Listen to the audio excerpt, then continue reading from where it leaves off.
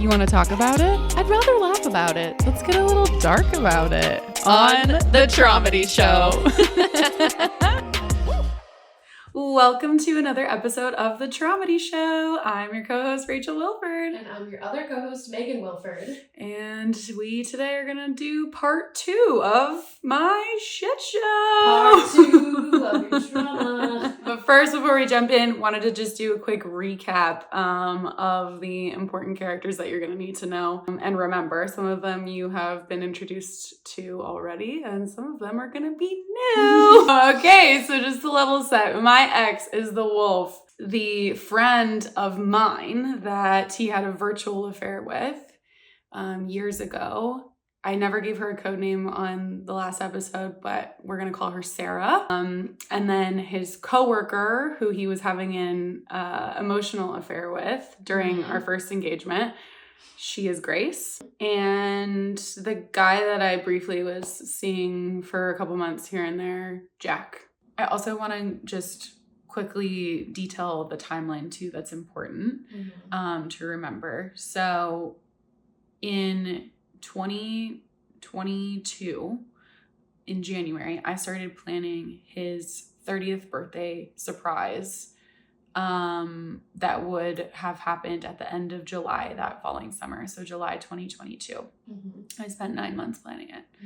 And then in between that time, we went to Hawaii in May for his Christmas present. And then the next month in June with my family. 2 trips to Hawaii, and then we did the Catalina birthday trip at the end of July. The Catalina Catalyst. The Catalina Catalyst. And then we got engaged a second time in November, a couple months later. Yep. Okay. So just the 2022 timeline to remember. And then we moved into the house March 1st, 2023. Other than that, I think... It's a good reminder for me, too. Yeah, less editing on my part. Okay. Where did we leave off? Should we do it? Yeah. Where did we leave off? We left off with just having moved into my house. So, March 1st, 2023, I moved into our house that I would also like to point out I paid for 80% of. This is an important detail. Yeah, just one to just note. Because you're a badass baller. Thank you. Yeah. Thank you. Your words, not mine, but also mine. I'm a badass baller. Yeah, I'm the one that has the career per se, I guess you could say. I had the savings. We qualified for that house essentially almost entirely because of my income. Just noting that. So 80% of that house I paid for. And he showed up with pennies. So we move in, and honestly, everything was going pretty great for about a month and a half.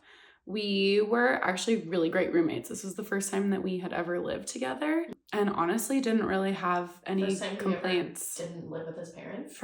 That's another important detail. He lived at home and still does now because I kicked him out. He lives at home.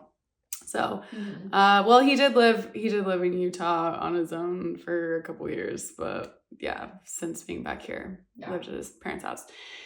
So, which was also like a really kind of strange thing that was in the back of my head for that first like month and a half that we lived together. He kind of like kept a lot of his stuff at his parents' house. He moved in very slowly, like weirdly slowly. Most of his stuff was still over there, and it was kind of strange. It was like, okay, I'm about to be your wife. Why aren't you? Yeah. We're paying for this house.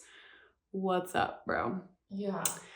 Just another thing that was going on. But yeah, for all intents and purposes, this was our first time living together, and it actually was going really well. I was very pleasantly surprised at what good of roommates that we were. We didn't really have a lot of roommate arguments in the beginning, at least. Later on, we kind of did because everything went in shambles. But the second day that we lived there, this person was my best friend. Like, we did have what I thought was a good relationship. We were best friends. There was a lot of good in this relationship. I know I'm pretty much only going over the bad. Yeah. But there was good, and that's why, like, I stayed so long, is because this person was my best friend. He did do good things for me too, but in the end, you guys had a lot of fun together. Yeah, we did. We traveled really well together, like everything. So I don't know. I just feel like that's important to call out too. So March 2nd, it's literally the second day that we're living together, I go to one of his work events to support him. And Grace shows up and sits just a little bit in front of me. And this is the first time I've seen her in years. And did you know she was still working there? It wasn't a thing. She was in attendance. It wasn't like it was an employee thing. I know it's hard to talk about. I'm trying not to give any sort of details like that. But yeah, so she was just kind of in attendance like I was. And it was like weird and triggering to see her. And afterwards, I told him that I saw her and that she was sitting right by me. And this is when he kind of started testing the waters in terms of telling me things. He kind of started saying like, yeah, I haven't seen her in a while. Like, we used to get lunch together and stuff. And I was like, what? When? And he was like, oh, for like a year or so after you and I broke up. And I was like, on a regular basis, you would get together with her. And he's like, yeah, like just, every once in a while we'd get lunch and just catch up. Innocently get lunch. Interesting. Yeah. Interesting. Yeah, because you pretty much told me that you like never saw her again, never had any contact with her. Yeah. So very interesting. Like, I was distraught just at that small innocent detail, because even that was like a lie. Yeah. And that turned out to be like nothing compared to what it actually was. That he had an emotional affair with this person. So to hear that he had been getting regular lunches with them and you didn't know about that and you lied about it, like, yeah, that's a triggering detail. Yeah. So I'm supposed to believe that this was just lunch? Yeah. Noted. Yeah. Noted. So a couple weeks into us living in that house, he starts a new part-time job because previously he was working essentially part-time in another industry. And I had been asking him to get another gig for years. And he kind of had the luxury of not needing to do that because he lived rent-free at his parents' house. But it always really pissed me off because I worked really hard. I was out living on my own, like essentially 100% self-sufficient. And it was annoying to me that he never was there.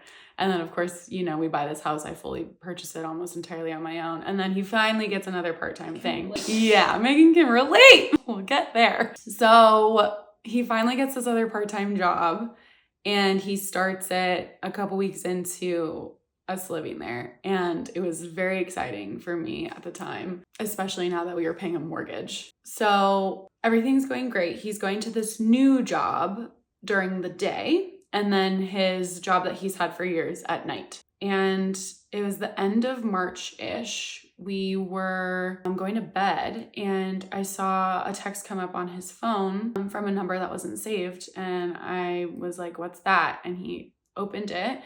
Or no, I think I could see the preview. It just said, hey, with a colon smiley face. Like not an emoji smiley face, a colon smiley face. And it was 10 o'clock at night. Those are slutty smiley faces. This is a really slutty smiley. Yeah. Like, it was basically a nude. An emoji, we can use those in Slack at work. Just a smiley face with a colon and No, you're sexting. Basically. Spoiler alert, they were. It's suspicious. Oh, yeah. So he's like, oh, I don't know. It's probably a new person from this new job. We're like all exchanging contacts because we have to be in contact with each other all day long. So he pulls up like the directory and matches this number with this girl that I will call Maggie. And he's like, oh yeah, she started the day that I started. She's older.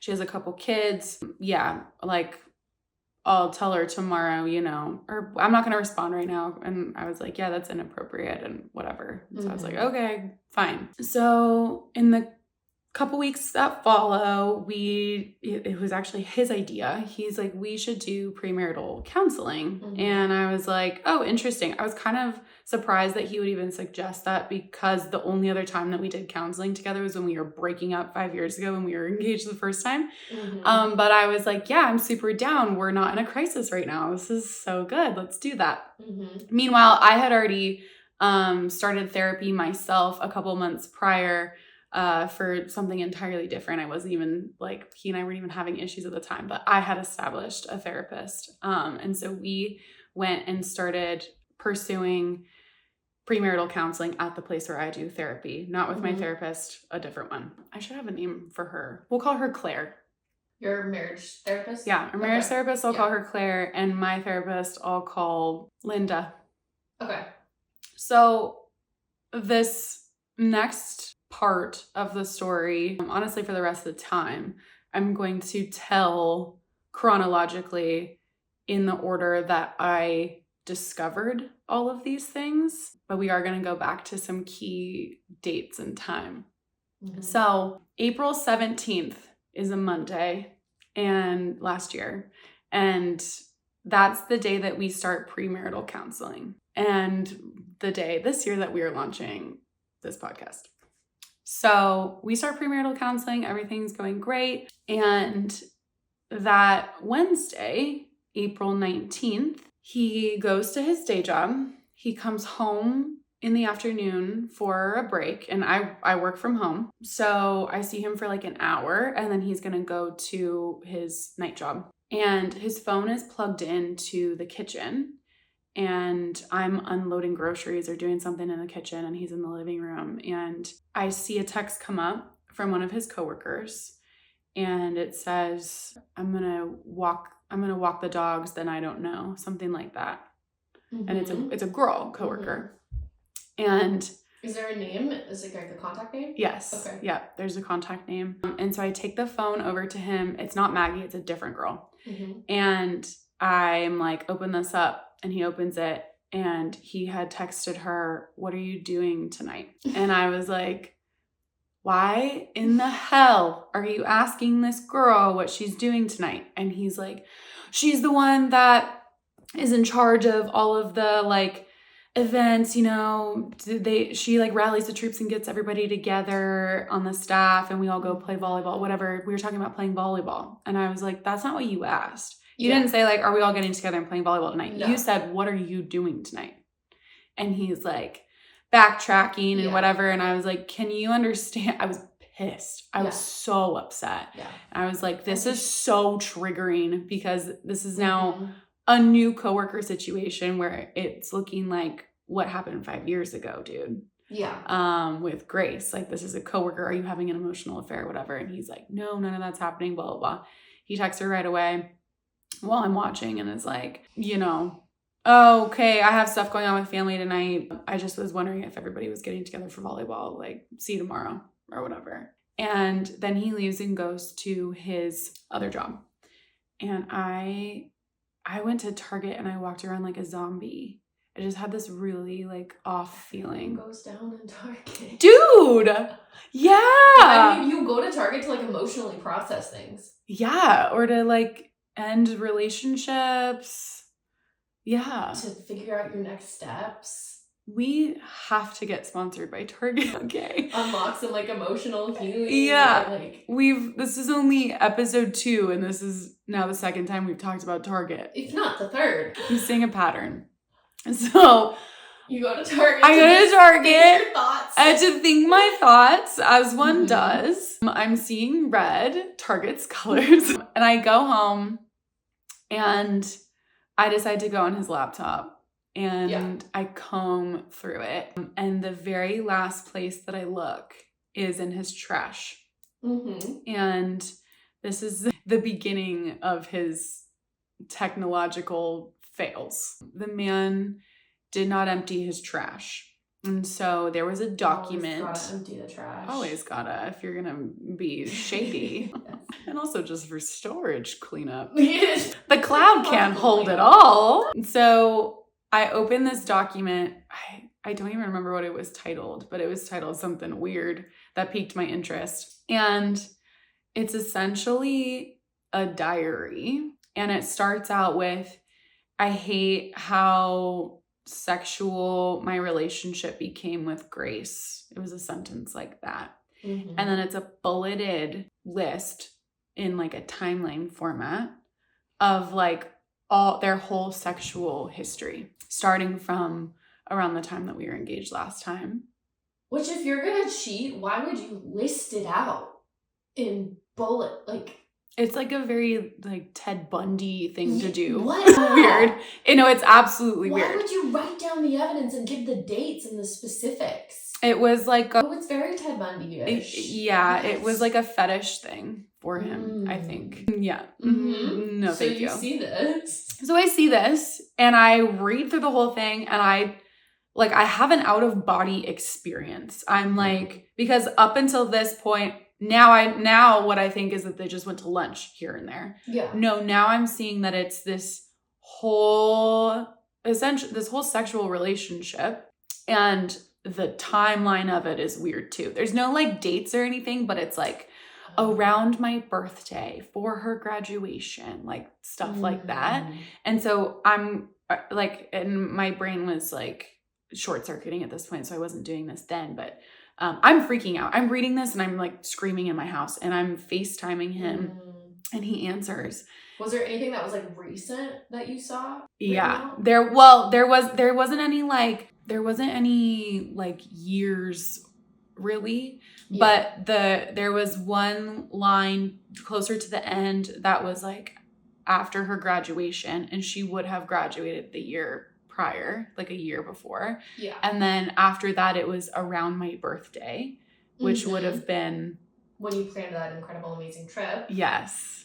A few months before you got engaged. Yes. I FaceTime him and he answers and I just start reading it out loud to him on FaceTime. And I see him kind of freeze and then he goes, none of that's true. I made it all up. None of that's true. Yeah. I swear I made it all up. And I was like, yeah, right. I don't believe you. And I'm freaking out. The man can make up some lies quick on the spot. Mm-hmm. Yeah. That is pretty... like nothing I've ever seen. Yeah. He rushes home and we are upstairs and I am beside myself.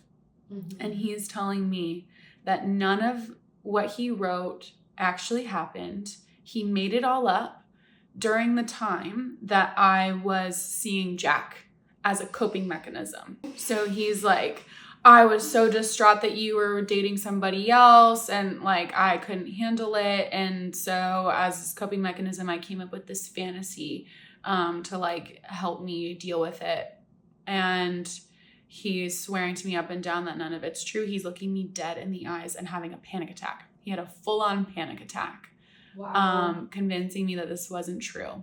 And he looks me in the eyes and says, I would never touch another woman with my dick. Those are his words. Wow. Exact words. And we're going to remember this day, April 19th. We're going to come back to it. I decide to believe him. If you're going to make something up to cope, like, why would you like list it out in weird, like on this day around this time?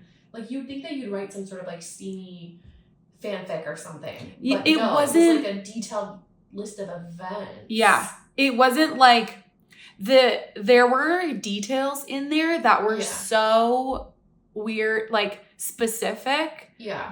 That's why like it wasn't sitting well with me. Yeah. It wasn't just like your average smut that you just like make up. It was like, and what about the grandma? Like literally. Yeah. Why would you write something about someone's grandma? Like the grandma walked in or something. Yeah. That's not. I didn't know that. Yeah. Well, yeah. That was part of one of the bullets toward the top when they like first started hooking up.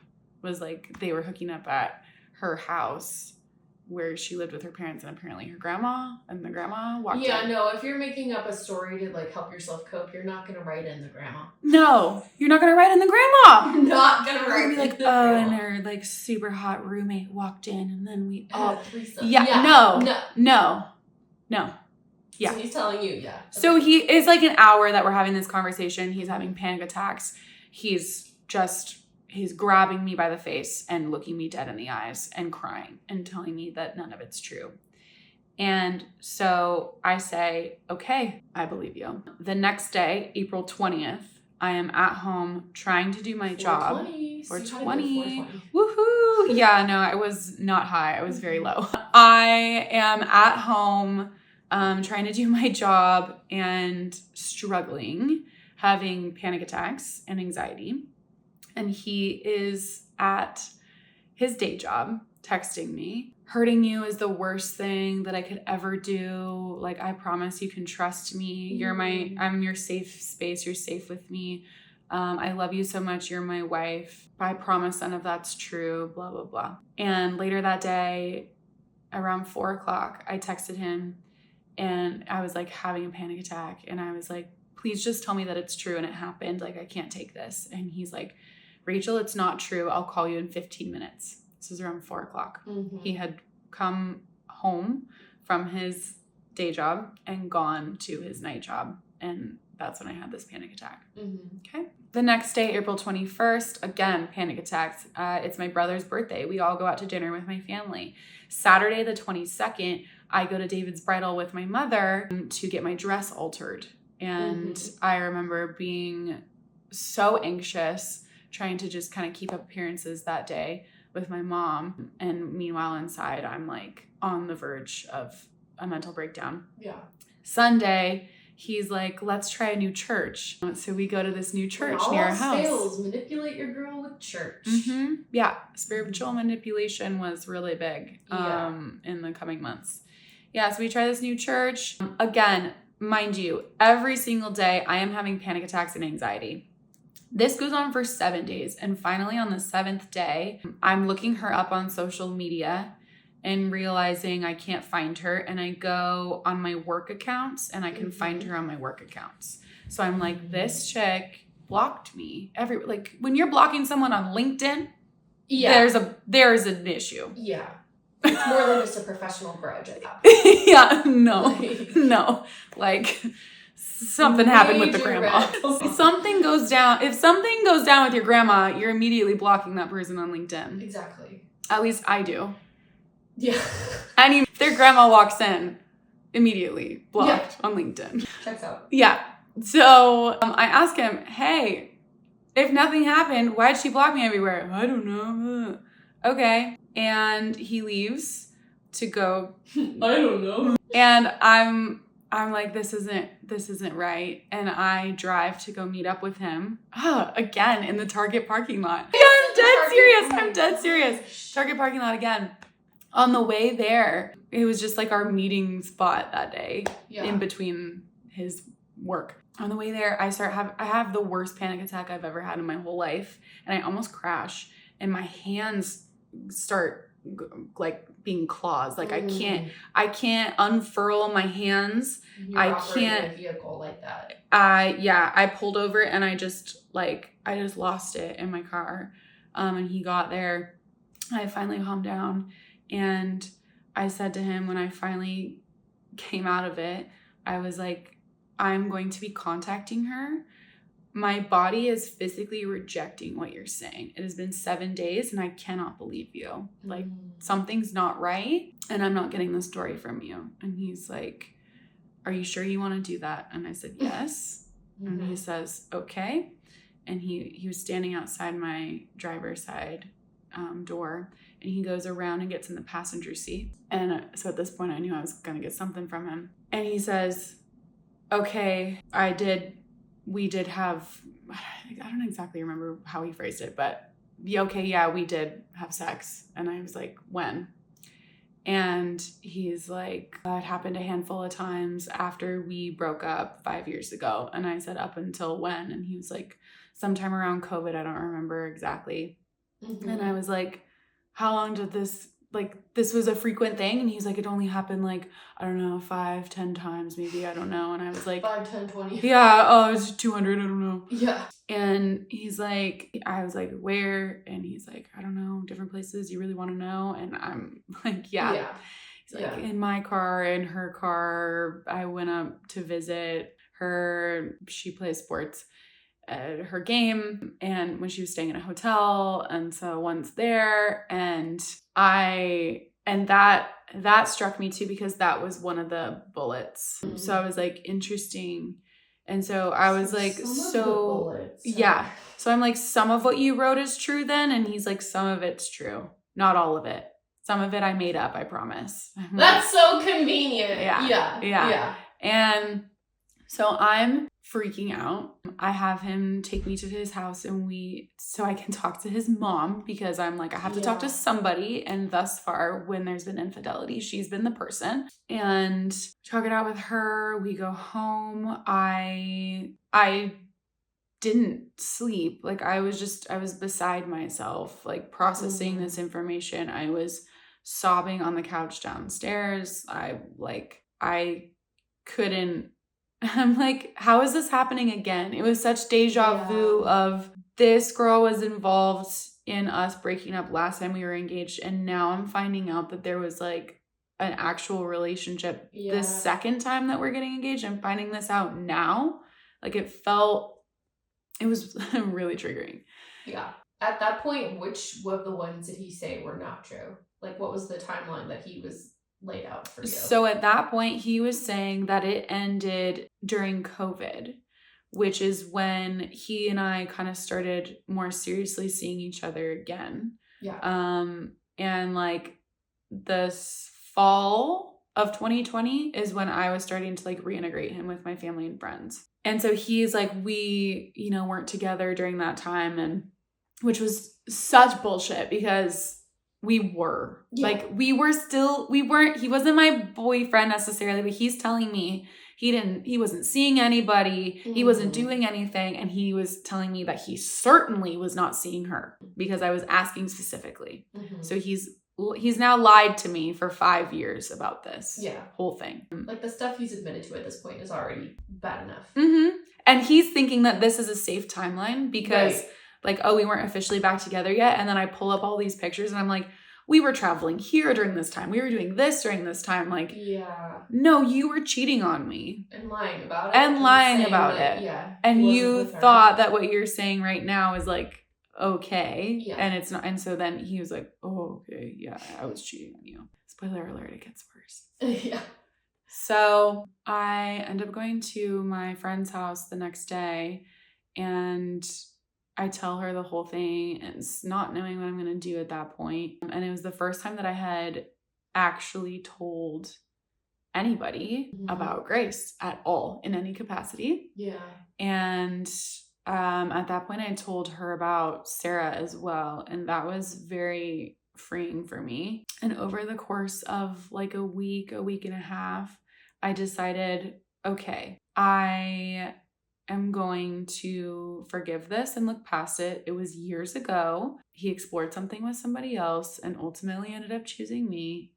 And you know what? Like this is our redemption story. We're getting married this time. We've overcome so much. Like he was very, repentive and whatever. And I decided that that's what I felt like I was supposed to do. And so I told you. Yeah, it's the first time I get clued into any of that, or Grace as well. And meanwhile, your stuff's going down too. In that same conversation where Rachel FaceTimes me and she's like, I have something to tell you. And she tells me all about that. At the end of the call, I'm like, I think I need to leave my husband. She breaks down. Same FaceTime call. So then we shift gears and I'm like. So then you go straight from one crisis to, we make a plan for me to ask a separation from my husband at the time. And then I quickly move in. Yeah. So Megan moves in with him and I during this time. Yeah. While he and I are working through this. This is when the crises have been converging in the background for some time, but this is when they really, when we both come to a head. Yes. Yes. They just intermingle. I just move on in. To your new home. What more could we ask for during that time than just you ended up being moving in? A blessing that I was there. Yeah. No, it was. Yeah. And you were there when we were addressing our invitations and in the kitchen with you right there. Yes. And I was asking him during that time before we did these invitations, I was like, if there is anything else I need to know, you have to tell me now. I am begging you. I begged him so many times. Tell me now before I mail these out. He's like swearing up and down to me that there's nothing else. I asked him this every single day. Like I was asking him so many questions every single day, trying to get out every detail of his. And like my brain was just really trying to process this new information. So I decided to forgive him. We're moving forward with planning this wedding. And then we go on my bachelorette trip mid-May. Yeah. So that was a time. It was a super fun time. We went to Tulum. Separated for like a week and a half. Yeah. 2 weeks. Megan's like newly single, basically. Did we just go to Mexico? Did we go to Mexico? And I'm like, this is fitting. One marriage ends and one begins. LOL. Yeah, no. Uh-huh. So we have a wild time in Mexico. It's the two of us and my sister and 3 other friends. And it was really fun. It was really fun. A great trip. Yeah, it totally was. We had his face everywhere, like just typical bachelorette things that people do. Yeah. And, well, yeah, the very last night, you want to tell this part? Yeah, the very last night, we have a private chef. It's a very, like, wonderful, intimate dinner. We're all playing games. I think at the time you were texting the wolf, and you guys were, like, being all flirty and stuff. Yes. And then our friend Sabrina gets a text that throws her off the whole rest of the night. So she kind of gets in a weird mood. And then I didn't know. Rachel didn't know. I'm sharing a room with Sabrina. So we go to bed at night and she shows me. And it's one of her friends, her little sister, the wolf had reached out to her while we were all on this trip. And it was like a screenshot of it. Sabrina's friend sent it to Sabrina, and it's basically like incriminating evidence that he was trying to cheat on Rachel while we were all here. And she and I are just like, what do we do? We didn't know what to do, and we thought like we need to get back first. Like we need to have a conversation with Rachel and show this to her, but like we need to get home. And at this point, like we're exhausted, we'd all been drinking, we have an international flight the next morning. We kind of just had this game plan that we would tell you when we got back. But in the van ride to the airport, you accidentally saw you saw Sabrina's phone that showed a screenshot and some text, and you could tell. I was sitting in the seat behind and to the right. Yeah. And yeah, basically like this is Sabrina's friend from high school, I'm pretty sure. And it's her older sister, actually. Oh, okay. Yeah, her older sister. The wolf messaged her. And the 2 sisters just happened to be together over my bachelorette weekend when we were in Mexico. And the girl was like, look at how trashy men are. Like, look at this guy. He's totally hitting on me and he has a fiancé. Yeah. And shows her the picture. And she's like, wait, I know that girl. That's Sabrina's best friend. And they're on her bachelorette trip right now. Yeah. So I see the screenshot and it's mine and his face and like it's our engagement photos. And like you guys are like very clearly talking about it. And I'm like, hey, what's up? And she shows me. And I basically the timestamp is that same day that we left, hours later, he messages this girl and says, after he's been spending the last few weeks swearing to you he would never do that, he wants to make you happy. What a joke. Would never, yeah. You guys are like in the middle of still rebuilding your relationship of the crisis of finding about the whole Grace situation. And then you're gone for 3 hours and he reaches, yeah. That's such What's a good scary point. is like this is the evidence that we do have. Yes. But these are all the things that we do know, and I guarantee there's so much more that I did not uncover. Yeah, 1000%. Honestly, like I've had to kind of come to terms with doing this podcast. This is gonna get around, and there might be more that comes to me. Like other girls might be like, yeah, I have this with him or whatever. Like we hooked up. I had no idea he was engaged, whatever. Or I had no idea he had a girlfriend. I would not be surprised. Yeah. So at 7:34 p.m., the day that we leave for my bachelorette party, he messages this girl on Instagram I know you're not interested, but I still wanted to ask if you wanted to hang out this weekend. She responds, you are in a relationship, and sends him his own post of him and I getting engaged. His announcement post of him and I getting engaged. And he responds, sorry. Oh no, it's my birthday post. Okay, because I'm now seeing it. Sorry, I won't ask again. So I call him in the van and I'm freaking out. And he's like saying, oh, I just wanted to get lunch with her. And I'm like, how do you know this person? I've known you for 10 years and you've never once talked about this person that like is such a good friend that you would want to get lunch with her while I'm out of town. You thought that was appropriate? Yeah.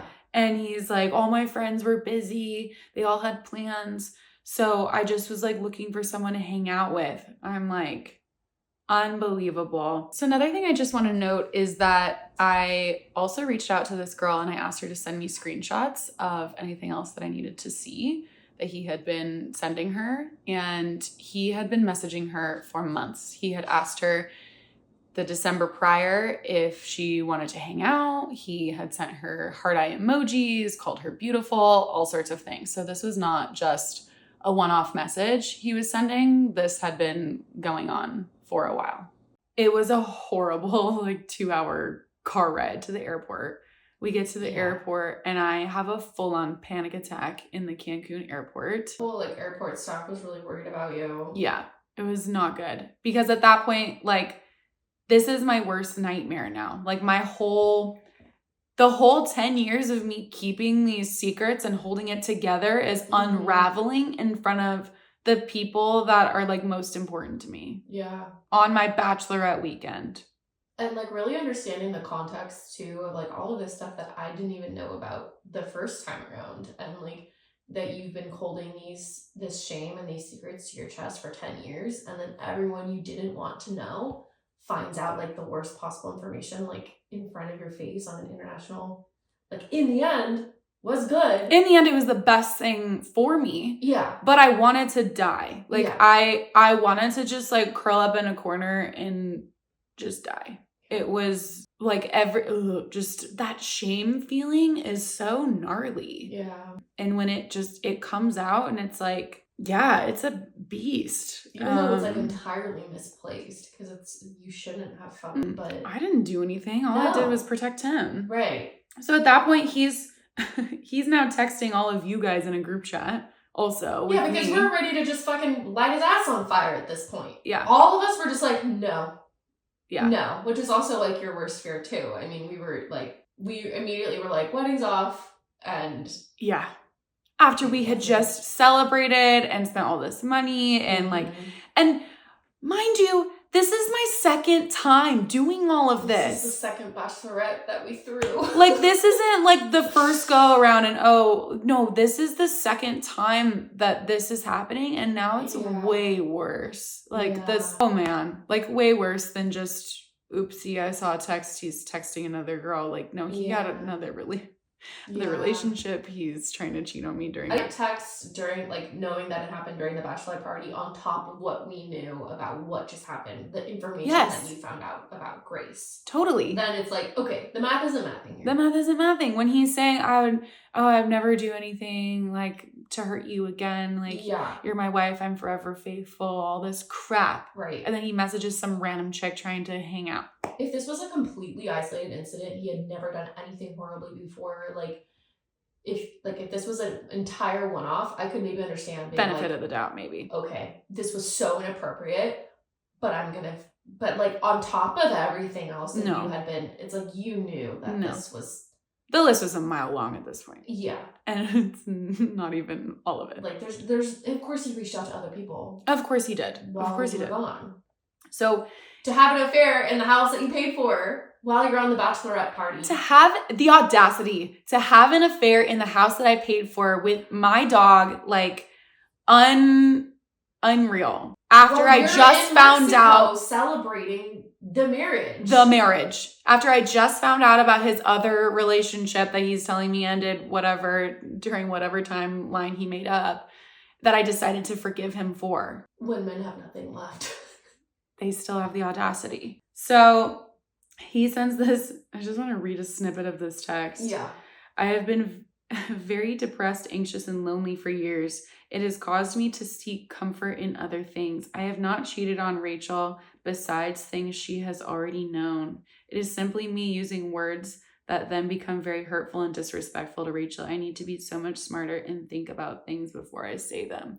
That's just a piece of that text that he sent you guys. Hiding it. I need to be so much smarter and clear out my trash. Yeah. And it's like the pity route that he'll take sometimes. So of the like, I'm sad and anxious and yeah, it's I was truly the most empathetic, definitely, of the bunch. Like that stuff kind of worked on me. I was like, yeah, you were. Yeah, you were the most compassionate of everyone, and right. God bless you for it. Yes, I mean, like, but in the end, so that was just a manipulative text. Yeah, it was. Yeah. It was. He's a master manipulator. Truly is. Yeah. Yeah. And you're not the only one. Like, I was in it for 10 years. So I spend the 5-hour plane ride just staring straight ahead at the seat behind me. And I'm essentially concocting a way to out-manipulate him, because my tactic of, like, with Grace saying I'm going to contact her, I was able to get information out of him. I was able to get the truth. Mm-hmm. So that's kind of like, I just kind of made a mental note of that at that point. And I was like, okay, I now have to out-manipulate this man. And this is where I start to do that. And so he spent a super long travel day getting home. And by the time I get home, I have a plan. And you're with me because you're still living with me. And we roll up and I walk in to our house. He's in our bedroom. He has written me like a 2-page long letter on his computer that's just total bullshit. And I say, I need you to log in to all your accounts. And he goes, why? And I was like, you don't get to ask any questions. I get to do whatever the hell I want here. Just do it. Mm-hmm. And he takes his stuff and goes, no, I'm not doing this. No. And walks out the door and goes to his car. And I was like, that just tells me everything I need to know.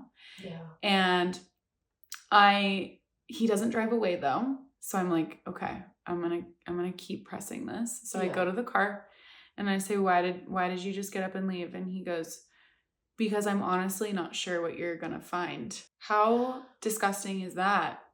I was thinking about that the other day. I'm like, he did this so much that he didn't even remember all of it. Wow. Like, that's how much there is. He just was like, I don't remember like what all there is to even find. Wow.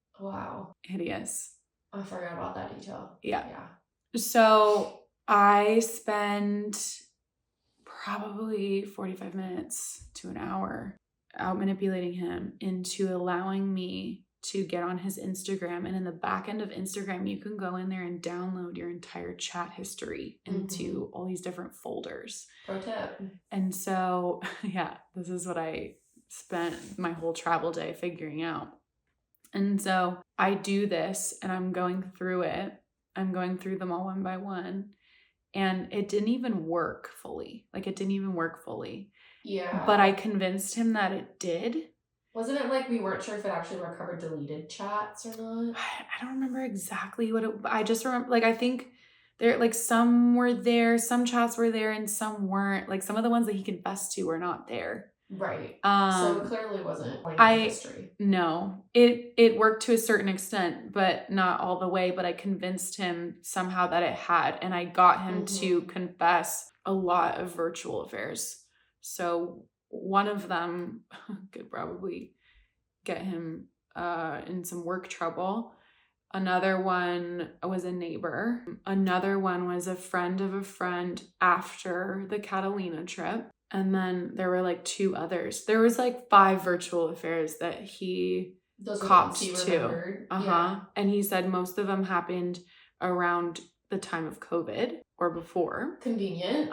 He picks the time he knows that you two were not together. Yeah. But one of them happened after Catalina. And previously, like around the time that like all the Grace stuff was going down, I I finally had like I made him give me his password to his phone and his share his location. So I was going through his phone kind of constantly, and I went on his FaceTime app and I saw that there was a FaceTime with this girl, her Shay, and it was in August after the Catalina trip, like a couple months before we got engaged. And so I was like, why did you FaceTime this girl then? And he's like, oh, it must have been a butt dial. I don't know. I'm like, seriously, why? Mm-hmm. I swear nothing like happened with her, whatever. Mm-hmm. Then he admits that no, they like did talk then. Yeah. That they had a virtual affair. Mm-hmm. Yeah. For like a couple days. Yeah.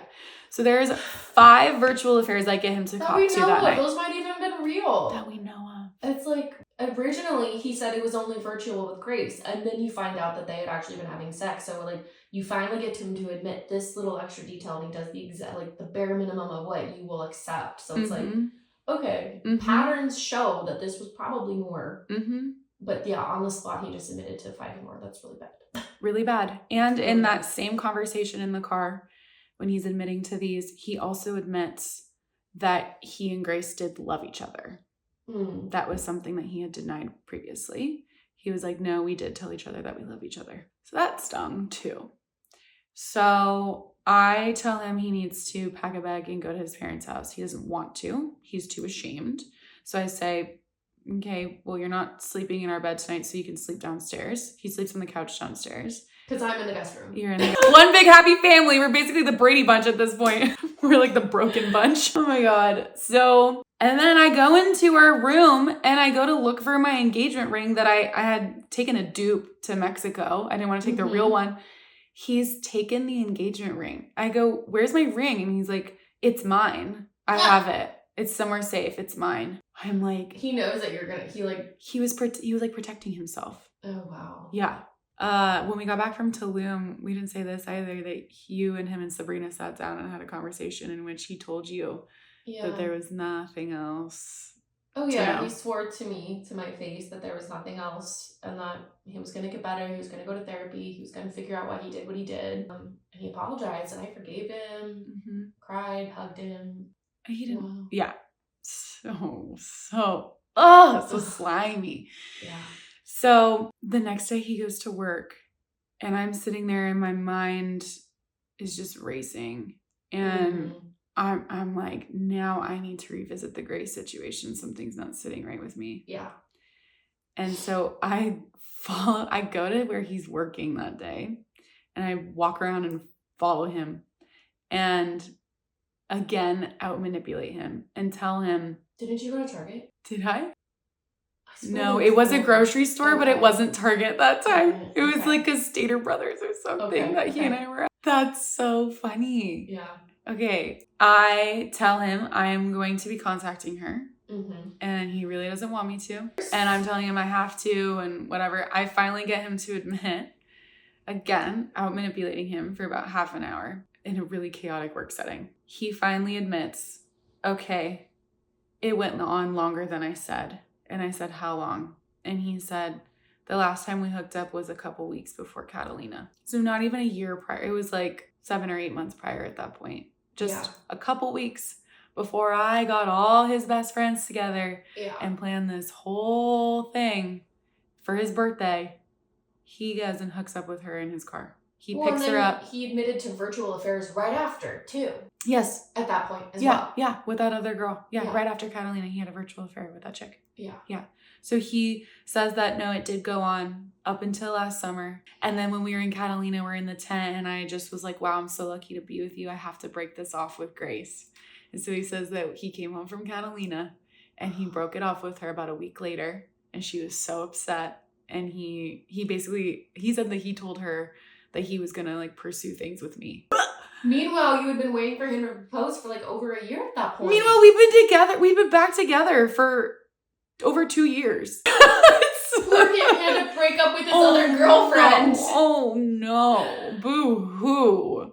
Do you believe that timeline, that's when he ended it with Grace? I have no idea. Honestly, like this is all, everything that I have about their relationship is from him. I would love, like, this is me manifesting this now. I would love to actually talk to her, regardless of like, I don't know, maybe some people like hate the other woman or whatever. And I think at the time I was really pissed, but so much time has passed, and like, I really do believe from everything that I know from him, it seems like she was manipulated as well. Yeah. And she was in the dark as well. She did not know that he and I were together in the capacity that we were.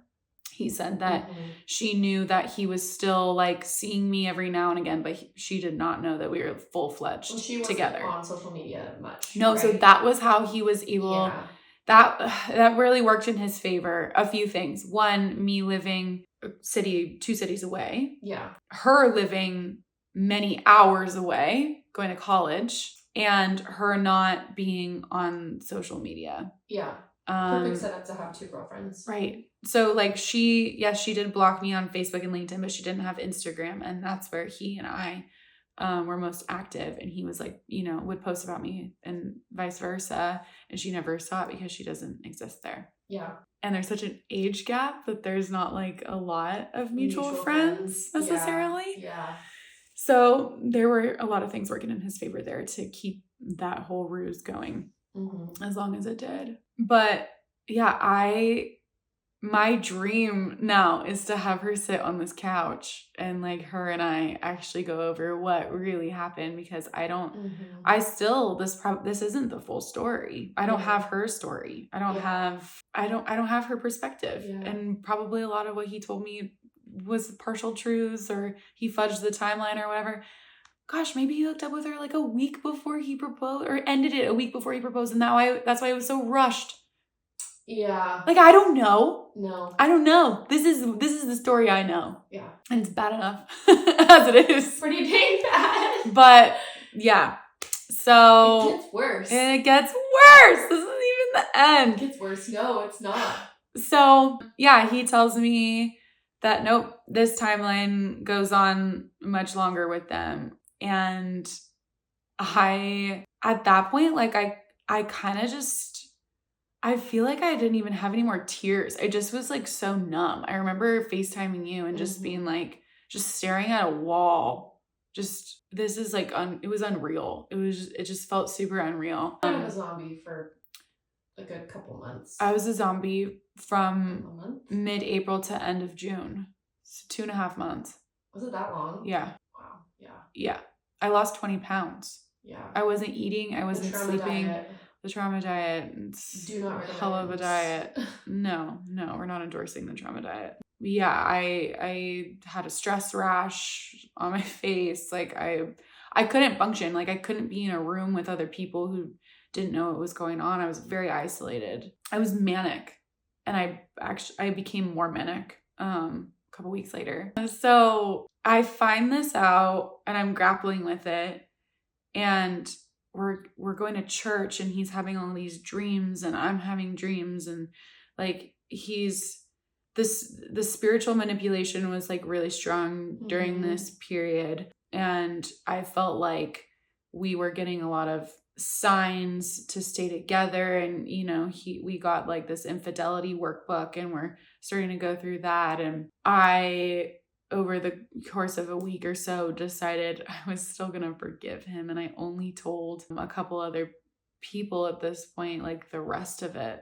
And meanwhile, during all of this period, one of the most stressful things that was going on was I was having to deal with all the opinions and feelings, very valid and rightly so, of all the people that were at my bachelorette party, including my sister, which was hands down the most stressful part of it, honestly, because and I was like, this is why I didn't tell anybody about this, this whole time, because it was gnarly. Everybody was dealing with it differently. And everybody just, obviously loved me so much and didn't want that for me, and knew that I deserved better, and saw me just getting so brainwashed and becoming a shell of myself. And it was like really hard for them to see. And my sister was keeping secrets, from my family and not telling them that this went down. And so she was distraught about that. Like it just felt, it was like and then meanwhile we're on this time crunch of like, we're 50 days away from the wedding or something at this point. Like there was not a lot of time. It was a game time decision. And of course I'm sitting there saying like, I'm going to forgive him and stay with him. That's the game time decision I was deciding to make. And I felt like that was the one I was supposed to make because we had gotten that far. I had so much equity in this relationship now. I had a legal contract with him. We had a house. Like my claws were so deep into him and his claws were so deep into me. It was like, it felt impossible at that point to unpeel our lives from each other. And you were like signing up to like all of these people who did not approve and kind of begrudgingly were like, okay, we'll support you. You kind of like were signing up to knowing that your friends and family like don't really love or support your partner. And that's a hard life. It was gonna be really hard. And you kind of like, I feel like you were resigned of like, I'm gonna forgive him. This is what I'm supposed to do. This is what God is calling me to do. This is gonna be redemptive for him, but it's gonna suck. It's like you weren't excited. No, it's like I finally had the fun like wedding planning thing all over again, and he destroyed it again. Yeah, but like times 100.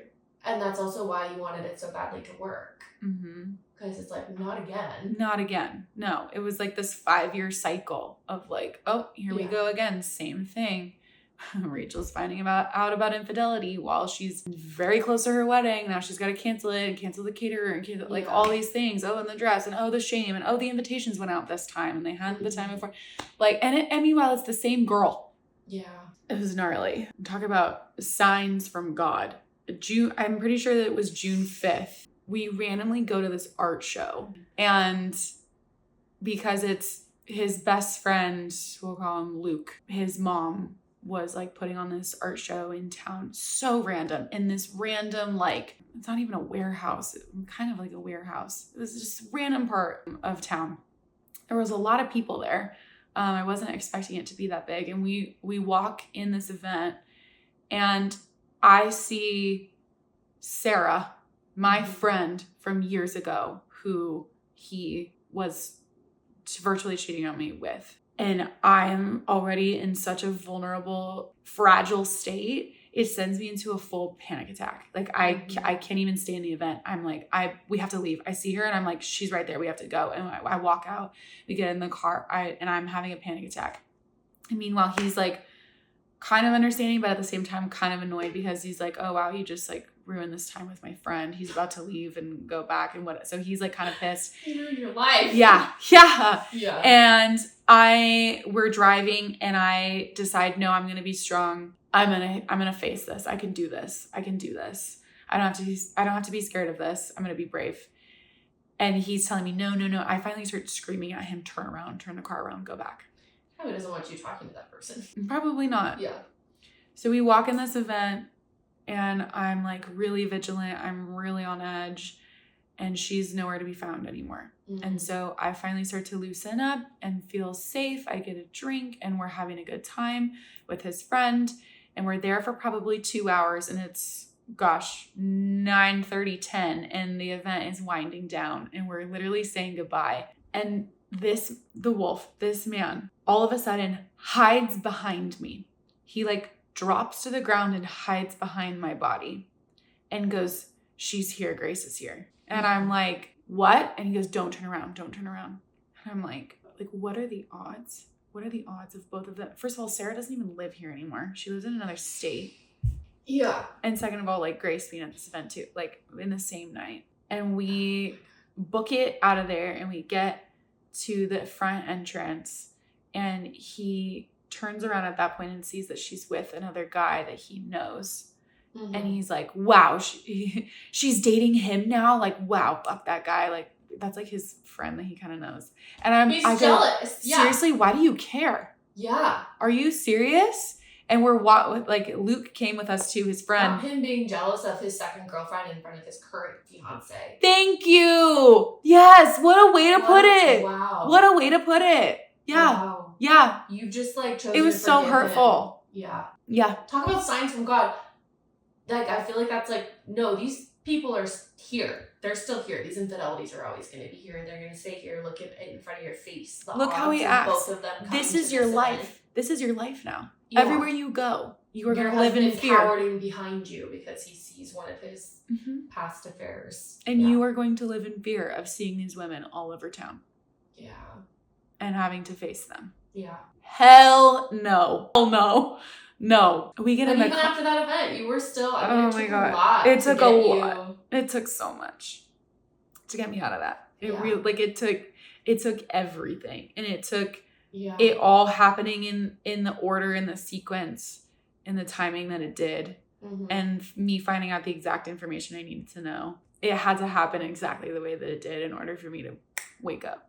Yeah, so he's all upset that she's with her new boyfriend that he knows. Yeah. Right in front of me. We walked to the car with his friend, Luke, who's like kind of comforting me. Oh, I didn't even say that he went on his bachelor party. Oh, yeah. He fully went. So he told you that he told everybody about yes, that is such a big, that's such a big thing too. So when I get back from my bachelorette party, it's like the next weekend he's like, I'm going to my bachelor party. And I was like, there's no way you're doing this. Yeah. He threw a big fit and was like super rude about it. And I was like, okay, you wouldn't understand, like, you don't understand why I would be hesitant about you going like on this boys weekend when you just like attempted to cheat on me. Yeah. Now you're going to go do like hood rat shit with your friends. Yeah.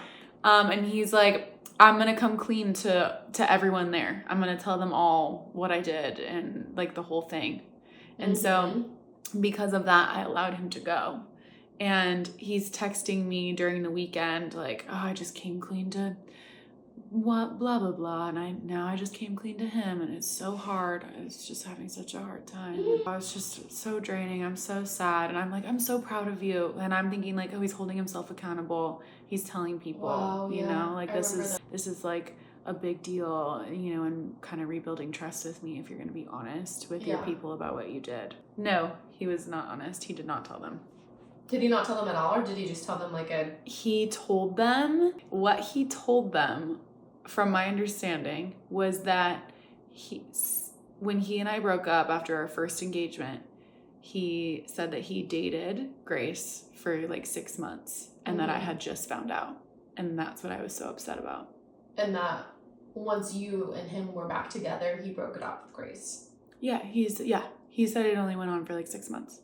So from their perspective, someone who doesn't know any of this context would be like, what's the problem? I mean, yeah, I seem crazy. Right. But from the couple guys who told me this, they were like, no, even that was like, oh yeah, that's a lie. Like we were still in your corner even just with that little bit of information. Wow. Like even that, they were thinking, oh yeah, you know, that warrants being upset. Wow. Yeah, no, that was not even remotely a 16th of it. So yeah. So anyway, the friend that we were with, I'm thinking he knows the full thing and he doesn't. So what he thinks happened is I just ran into the girl that he dated for 6 months years ago. And I'm so upset by that. No. He just had sex with her last summer. Yeah. Right before Catalina. No. So he's like holding my hand in the car and being really sweet. Like I genuinely, like all of his friends actually are good people that I truly loved and love. And I have nothing but good things to say about them. But yeah, he was, you know, trying to comfort me in the car and we dropped him off. And then actually even before that, before we got in the car, I had this feeling like I needed to go back and talk to her. I felt this like really deep feeling, I need to go back. And I said to the wolf, I need to go back and speak with her. And he said, I really don't think that's a good idea. And I said, I really feel like I'm supposed to do that. And he's like, I really don't think that you should, like, just get in the car. And I listened. And then we went and dropped off Luke. And after that, and we got on the freeway and I was like, I'm kicking myself. I know I was supposed to go and talk to her. And he didn't want you to because you would have probably gotten more information. Of course not. Of course he didn't. Of course he didn't. Yeah. So pissed. And then I was pissed, like, why were you so upset at seeing her with this other guy if you didn't care? Yeah. And blah, blah, blah. Something else that came out around that time is that he had downloaded Tinder a couple months prior trying to find her on there to see if she was like on there dating other people. Did I not tell you this? No. Yeah. You downloaded Tinder? So we're now when you were engaged? Yes. So to try to find her on there. There's so many layers of why that's not okay. So many. Well, okay, wow. Yeah, wow. So we're in early June now. He said that he did that in January, and we had gotten engaged 2 months prior. How many people did he probably match with on Tinder that he was talking to? No way he was swiping left on everybody. Yeah. Well, this one's cute. Maybe we'll just talk. Oh my God. It's not Grace, but like, well, I'm here. Okay. You want to hang out? Okay. Want to go get lunch? All my friends are busy. So that happens in early June. Meanwhile, I'm still dealing with all the opinions of my friends and everything. Now we come up to June 17th. It's a Saturday. We had planned to get all my I had talked to my sister separately, but all my friends, we planned to get together and have this come to Jesus moment at my house and get everybody on the same page, because there was just a lot of miscommunication flying around, a lot of big feelings, especially for me. I was just really, really struggling. And so we got everybody together. The wolf was out of the house, and we sat and talked for like 2 hours and just hashed everything out. And then kind of had to run off. Kind of all of us coming to the conclusion, like, okay, we support you marrying this person. We love you. Like, we're on board. The wedding is moving on. This is what you feel like you need to do. We love you. We want the best for you. Okay. Yeah. And everybody was on the same page, and it was like, okay, we're moving forward now. And then I have to rush off to my rentals appointment with the wolf for our wedding. We have to go pick out like our dishes and shit. So we drive all the way up to like Tustin or whatever. And meanwhile, I get in the car and I'm telling him how the conversation went, and he's getting angry. And he's like, I just feel like everybody hates me, and like, you just care so much about what they think and blah, blah, blah, blah. And I'm like, yeah, of course I do. What in the hell? Best friends. Yeah, like that actually went well. What are you talking about? Yeah. He was like, he was really being a dick. We get to the rentals appointment, and he's just like, I feel sick, and he's like barely participating. I pretty much ran the show, did the whole thing. After you just defended him in front of all your friends, and he's like mad that it wasn't that we weren't just like so excited for him to marry you. Yeah. I was honestly dealing with so much of my own shit at the time, so that I was just like, okay. And he said his reason for sending the message was that it was like a game. It was like a conquest, remember? Oh, yeah. He was like, I wanted to see, it was like a game. I wanted to see if I could get her, if I tried, kind of a thing. Right. I would never actually do anything but it was just a game to see. It's like, okay, that's also wrong and weird. Why do you have to do that? Yeah. That wasn't the truth. No way it wasn't. So we come home from our rentals appointment, and I go upstairs and I take a bath. I actually have a picture on my phone of like, because Sabrina had just been, she had got me this gift. She had sent me a few things, and one of them was this like thing for the bathtub. It was like a shelf to put like a wine glass on or whatever, and I was going to put my iPad on it and watch my show and like relax.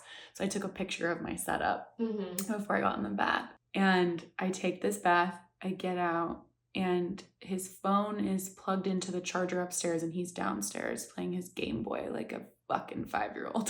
Sorry. I'm not knocking Game Boys, I'm knocking the boy. Sorry. Yeah, he's downstairs playing his Game Boy in the house that I paid for. Nintendo slander is the one thing I won't stand. You know what? Call me out for it. That's fine. It's funny. It's a funny detail.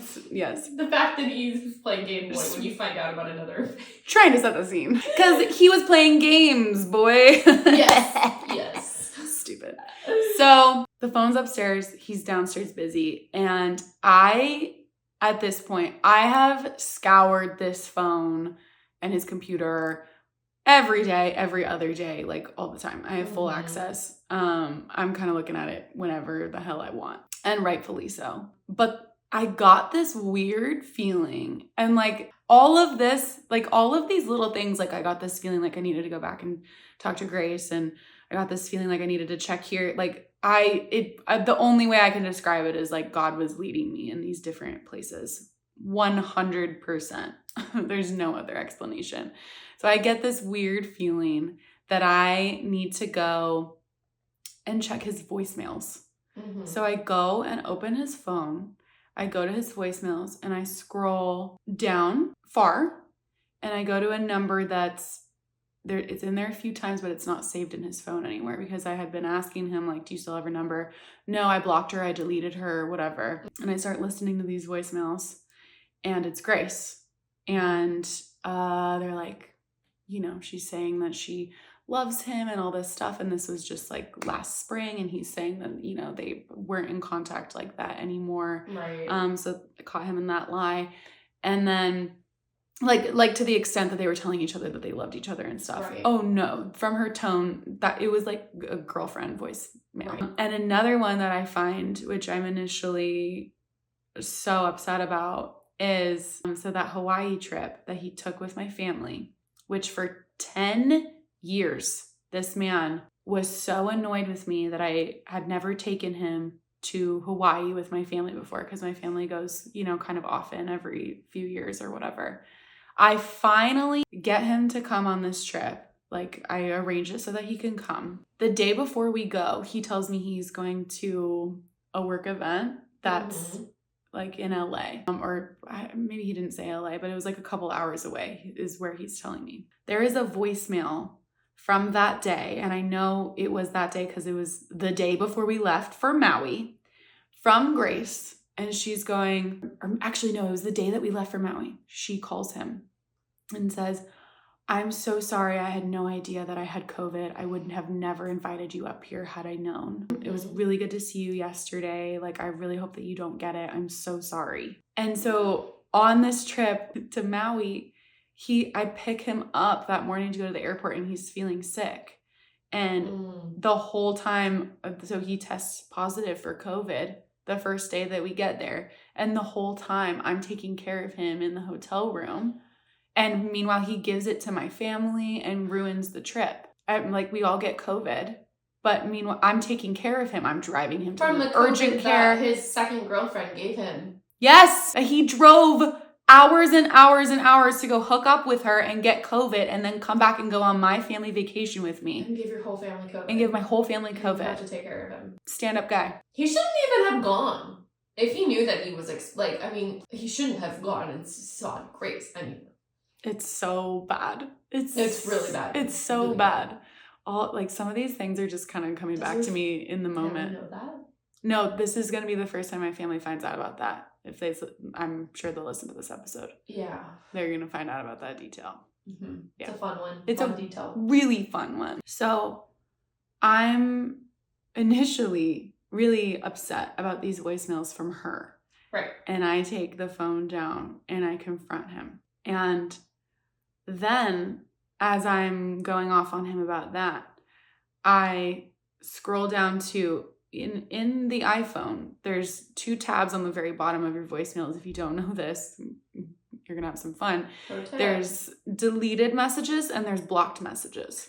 I actually should check that. Yeah. So I click on this blocked messages, and there's 2 voicemails in there. One was from May, like late May, like around the time, I think it was while I was on my bachelorette trip, or like right after, and then early June, so like a couple weeks prior. I sit there in front of him and I'm listening to them, and it's this sultry voice on the other side of the phone. And like one of them is really long, and she's telling him all about like, oh, I just got this new apartment, and blah, blah, like telling him all these like weird details. I'm like, who the hell is this? And then I play the other one, and it's, hey, just checking in. I haven't heard from you in a while. Like, I miss you. Call me. And that was the one that was from like 2 weeks ago?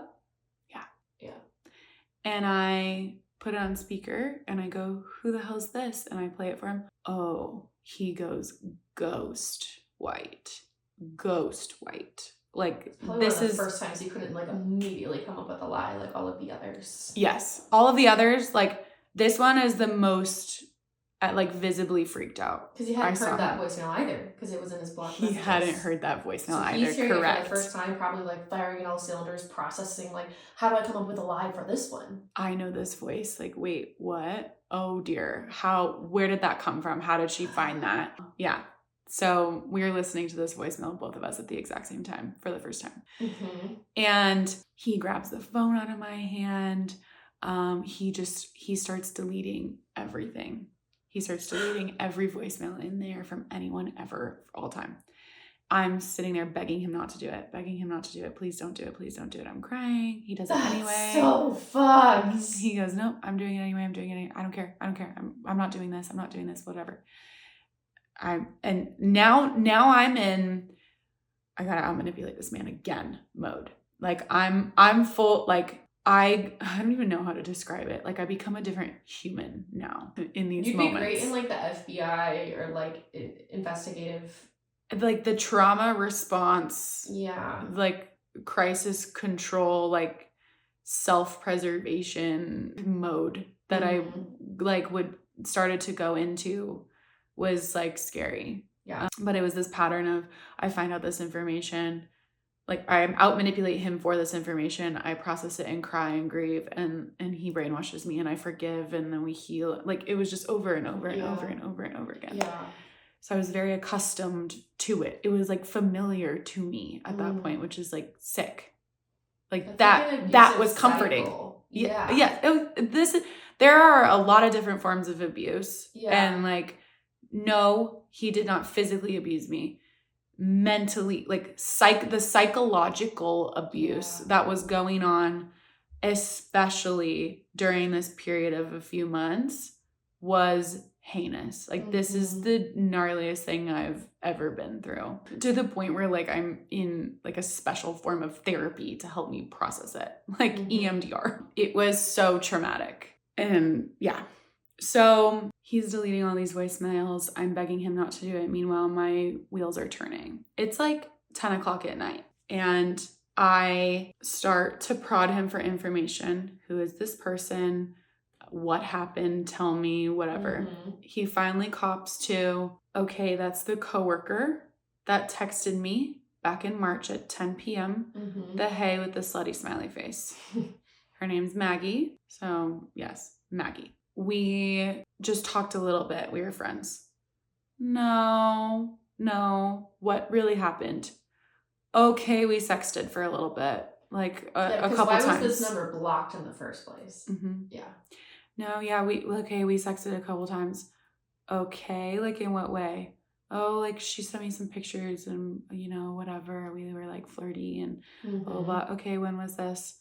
Like April. Okay. No, I don't think that's fully it. This goes on for like an hour downstairs where we're going back and forth, and I'm trying to stay very calm. And he grabs his computer and he grabs his phone and maybe a couple other things, and he says that he's leaving and he's going to go stay at his parents' house. He's like, I'm just not doing this. I'm going to leave.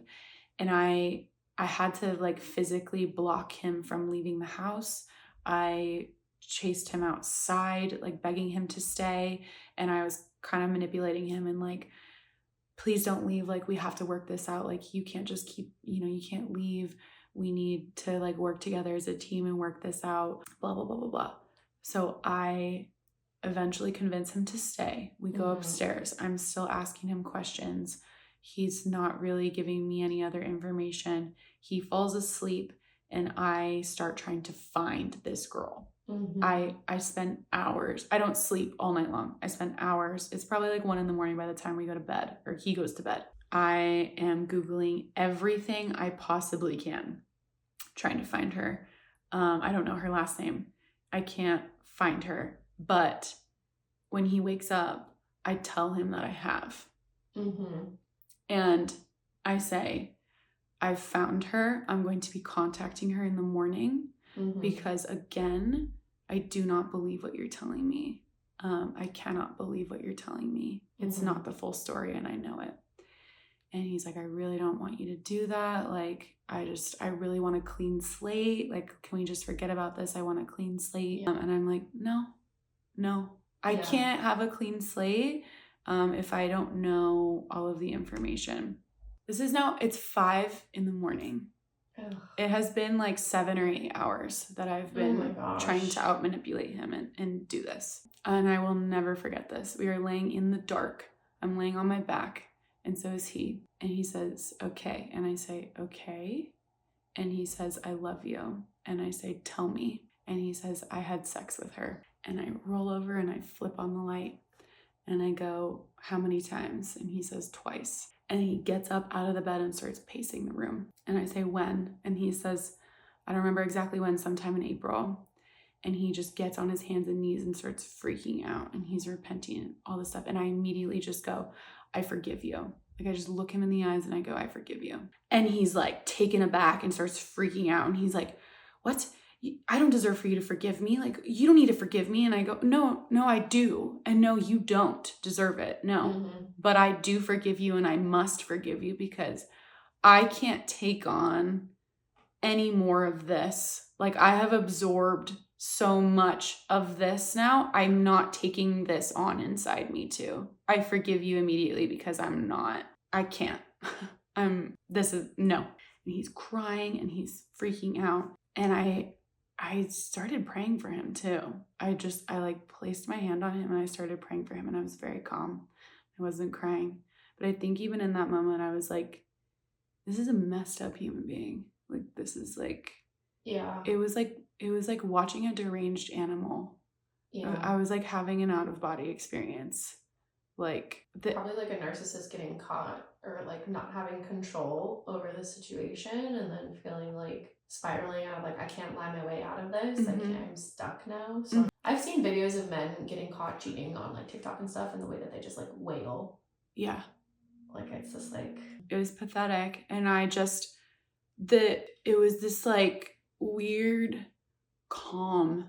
Like everything was so quiet in the room. Like, I don't even know how to describe it. I just was so calm. I wasn't freaking out like before. I just was like kind of seeing it for what it was in that moment of like, this is just a really messed up human being. Yeah. And the weird thing was too, during this time, so I was going to therapy. I was telling my therapist everything every step of the way. And that felt really good to like actually be honest with somebody about what had been going on for 10 years. And over that last like, it was after I got back from my bachelorette party. So a few weeks that this had been going on, I was seeing spiders everywhere in my room and in my bathroom, in our master bedroom and bathroom, nowhere else in the house. And I would kill it. I would kill one in one spot and I would go and, throw it away. And I would go back to that same spot and there would be another one. And I was finding spiders like everywhere. I think I was dreaming about spiders too. It was really strange. And I told my therapist about this and I was like, I don't know what this means, but I feel like I'm supposed to like glean some sort of message from this. You were thinking it was something positive. I was thinking it was like something positive. Which I feel like is also like the level of brainwashed you were at. You can convince yourself of anything. You absolutely can. And I had. You're like, oh, these spiders are a sign that this is something good. Death is happening and a new life cycle is, coming and whatever. Right. Or like, yeah. No. Yeah, you can convince yourself of anything. Truly. Yeah. You really can. I told my therapist this and I'm telling her what I think it means. And she's like, no, I think it means like the spiders are a symbol of his infidelity.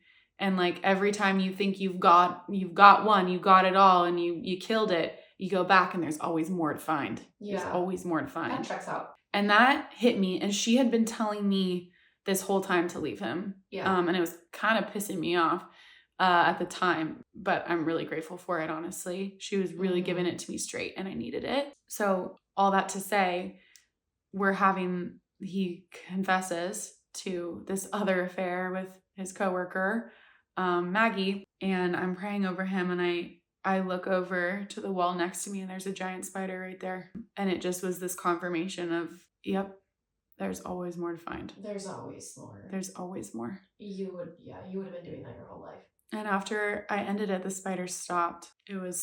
There were no more spiders in that room. Damn. So I text his mother, who was my confidant. Really, this whole time I was keeping her apprised of everything. She and I were really close. But also, yeah, I'm really glad that I did that because, like, she needed to know. And I go meet up with her at like 6 a.m. and I tell her all of this. And even Wasn't it Target, was it? No, Lowe's parking lot. That's where she and I would meet. I tell her all of this, and she's like, even she was like, I don't know how you can marry him. And it was this really weird deja vu moment too, because 5 years prior, after finding out about the emotional affair, we had sat there together in her car in the Lowe's parking lot, and she had said, and we had, this is making me kind of emotional. She said, this last summer, she's like, I'm going to remind you of this conversation that we had 5 years ago. You're sitting in this exact spot, and you're sitting here in my car in the passenger seat. And I said to you, you said that you were going to go and you were going to leave him and you were going to better yourself. And she was like, and you did that. You went and you bettered yourself. And you didn't need him. And I said, I did. I absolutely did. I got so much better, and he got so much worse. Mm-hmm. He got so much worse, like evil worse. And she's like, I don't know. I don't want you to go. Like, I love you, but I don't blame you if you do. Like, I don't know how you can marry him knowing all of this information. And like, if your parents knew, like, I would just be devastated if your parents knew and all this stuff. And yeah, it was like a really hard conversation to have. And all of these moments were like so deja vu and like exactly 5 years later. So strange. And I left her after like an hour, and I went home, and I told him, it was a Sunday, and I told him I'm going to go to church. And he's like, can I come with you? And I said, sure, you need it more than I do. Mm-hmm. And we went to church, and that's when I like really broke down about it for the first time. And this new affair, and I screamed in church like a psycho, get me out of this hell. And that's when I started becoming like seriously manic, was that moment. And we left church, and I had panic attack in the car. I had panic attacks all day. And finally I gathered up the courage to tell you. You were the only one I felt like I could tell. It was this like devastating moment too, because I had just gotten all my friends on board the day before, hours before I figured this out. And so I was like, I can't tell anybody this new information now. Like, this is too much. This is entirely too much. Like, nobody in their right mind would support me. I knew that. And like, rightfully so. This is not something that should have been supported. I think your logical brain was also at that point realizing that you needed to go, but it hadn't caught up yet. Your heart, you're like, you were still in this preservation of like, but I need to figure out how to stay, and I need to figure out how to convince my friends and family that this is okay. But it's like, you knew. I was still like all these parts and pieces, like I was still just trying to hold on so tight and keep everything together and, you know, move forward with this life. Like I really did love our life living in that house. And for that, you know, month and a half before things went to shit, like it was a good life. And I got a taste of it. And like, it was devastating to just kind of watch it all crumble. Everything that I felt like I had worked so hard for 5-10 years to build with this person who just continued to betray me around every corner. I just want to put in the context of when exactly this happened. Like, it was when you had just found out about the Grace diaries, right? Where you saw all of the like listing of the dates. You were like, you guys were going back and forth, and he had sworn you that he would never do anything, right? Like, the timeline of when something happened with Maggie, I think, needs to be discussed, because it's pretty disgusting. Yes. So thank you for saying that, because I get home that day, and before you come over, this is all we did on Sunday, is like just sat and sobbed. And then I was like, I need to revisit when this occurred. And he's like, sometime in April. He was like, I remember it was a Tuesday, because I was going to my next job, and I told you that I was going to be late on my driving routes, like because my driving routes were bad that day. And I was like, okay, bet. And I scrolled all the way back to April from June. I scrolled It's a back 2 long months worth scroll. of text messages. I sat Yeah. there. And with the person that you're engaged to, you're talking to them all the time. Yeah. I sat there and did that for a while. I got all the way back up and I said, is this the text? And he said, yes. And so he confirmed that this is exactly when it happened. So this is the timeline. April 17th, we start premarital counseling. April 18th, the wolf goes to his day job. He has already been sexting Maggie for a couple weeks at this point. Mm-hmm. So things are heating up and they have a flirtiness at work and she invites him over after work. He texts me. He sends me this text at 2:19 on April 18th. These fucking driving routes they have me on are fucked. Probably won't be back till like 3:15. Then have to rush out to his next job. I respond, can I help you at all? Need me to get anything ready to go for you here? And what he's really doing is going to the store and buying condoms. And then he's going over to Maggie's house and having sex with her. And then he comes home to me, gives me a kiss, changes his clothes, goes off to his night job. And then after that, he and I go on a double date with one of his good friends and his now wife, who's a good friend of mine, like nothing ever happened. And then the next day, April 19th, is when I find the document about Grace, and I'm freaking out, and he's having a panic attack and telling me I would never touch another woman with my dick. And he just had been sleeping with somebody else entirely the day before. Thursday, April 21st, April 20th, excuse me, he's texting me all these nice things, how I'm safe, he would never hurt me, it's all made up, whatever. He, after work, goes and has sex with Maggie again. And then at 4 o'clock, I'm texting him, please just tell me that it's real and it's happened. I can't take this. And he goes, Rachel, it's not real. I'll call you in 15 minutes. And Once he's done having sex with this other person. Correct. Once he's done having sex with somebody else. It's hard to even have words. There's no words. It's unfathomable. It's unfathomable. My brain couldn't even comprehend it. You still forgave him on the spot, and then you were still thinking, I mean, when I came over to your house the day you found out about Maggie, you were devastated, you were a shell of a person, you weren't yourself anymore, but it was still like, you were almost like thinking ahead of like, okay, how can I still make this work? When I asked him why that day, why he did that, he said, she had big tits and I was horny. Ew. And remember what he said to you? So Megan comes over. Oh, yeah. Megan comes over and I have him tell her what he did. Yeah. Do you remember what he said to you about you asked him why? You were like, why do you think he did that? Men get horny sometimes. Yeah. Or something, which is just so... Yeah. Are we just supposed to accept that answer? No, it's not an answer. No, it's not. It's not an answer. I don't even have... It's so gross. Like, and this person is walking around going on dates with other women. Yeah. Right now. It's the timeline and the lies and the keeping you exactly where you need to be, the narcissism, the controlling you, the brainwashing, like the swearing up and down, I would never touch another woman with my dick, when he had the night before, and then he did it again, like 2 days later. And then the next day. He did it again the next day.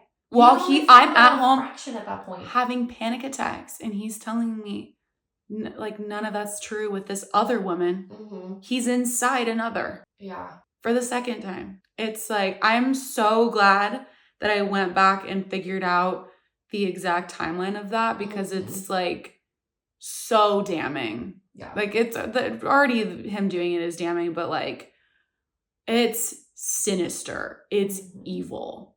That's evil to do to anybody, let alone somebody that you've been with for 10 years who you're about to marry in like 40 days at that point. Well, when he did that, it was more than 40 days. But when I'm finding out, it's like 40 days before our wedding. So I am a shell of a human being at this point. Like I said, I've lost 20 pounds.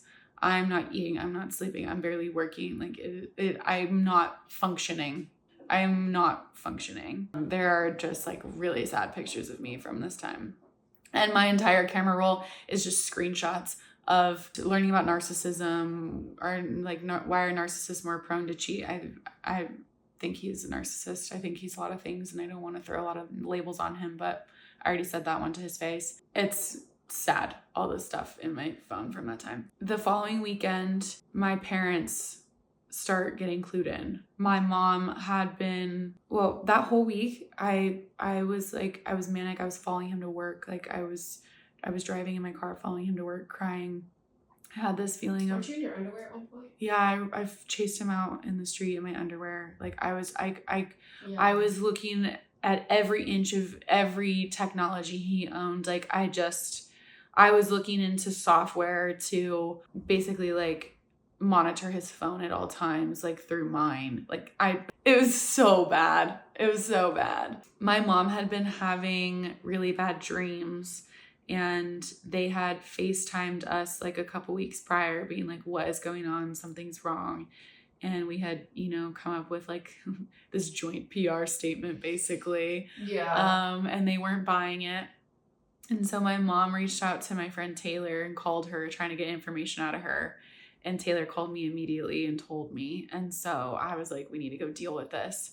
So he and I show up at my parents' house, and we are outside talking to them, and my sister is there. Mm-hmm. And my sister at this point doesn't even know the half of it. But she's basically had enough because my parents, keep hounding her for like, what is going on? We know something's going on. We know you know something. And she's not wanting to betray my confidence. It's horrible.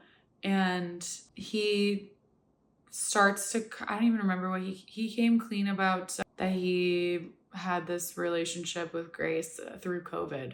The original story that he told at the bachelor party. Yeah. And my sister's like, that's not all of it. And so he's like, okay, I messaged somebody while she was on her bachelorette party trying to get lunch. And my parents are pissed. Yeah. Even with that, they're pissed. Yeah, they're like, what the hell?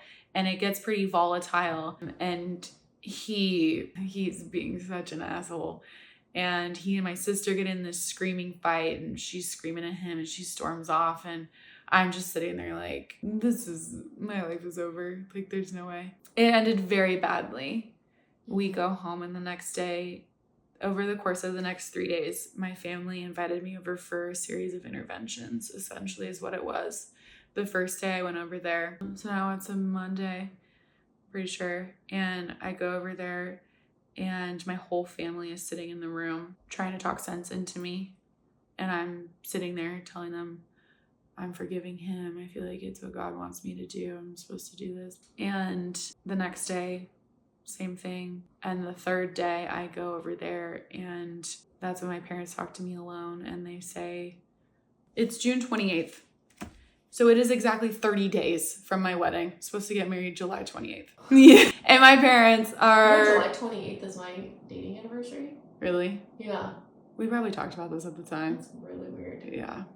Two things. Two failed anniversaries. Two failed. So it's June 28th. My parents go, we do not support you marrying him in 30 days. A fair stance from your parents. Super fair. At the time, I was pissed, but thank God. Super fair. No, thank God. I needed everyone to like come together and say no and tell me over a series of months that this was so bad. Yeah. And they were the final straw, 100%. And that's why I was working so hard to keep them out of the loop. Honestly, like the unhealthiest parts of me knew that was vital to me still marrying him. Right. They tell me no, I leave, and I go meet up with my ex, and we sit in his car, and he doesn't even look at me. And I tell him about our conversation that I just had, and he is trying to convince me to get married without my family there. He's saying we can still do this in 30 days. We can pay for it. They don't need to be there, blah, blah, blah.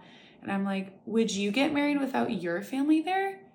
He's like, no. So then why the hell are you asking me to do that with mine? And I'm telling him, it's been better no. to control you. Oh, 100%. Isolate you from your friends and family. 100%. Yeah. Yeah, he during these days of the interventions, we walked my dog at one point, and he's like, okay, so this is going to sound really bad, but I've learned, these are his literal words.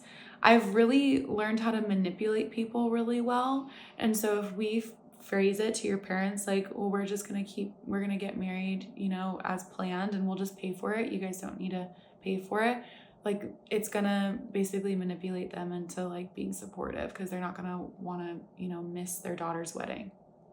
He told you I've gotten really good at manipulating people. He straight up said that to me. Wow. Yeah. Wow. Yeah. So I tell him this. And I tell him, no, I'm not getting married without my family. And he stops looking at me for the rest of the time that I'm in this vehicle. He just looks straight ahead and goes, okay, well, I need some time to figure out what's best for me then. And I go, excuse me? What's best for you? Yeah, you know, I'm not gonna just like wait and marry you later. Like it's either 30 days, you know, as scheduled, or like I don't think I can do this. Which is him actively trying to manipulate you. Correct. He's trying to pressure me. Strategy. Yeah, he's trying to pressure me. Yeah. And I'm pissed. And I'm like, I have stood by you for months after finding out about infidelity after infidelity after infidelity. And now you have to think about what's best for you. I was so pissed. Those two things were really pivotal in me waking up.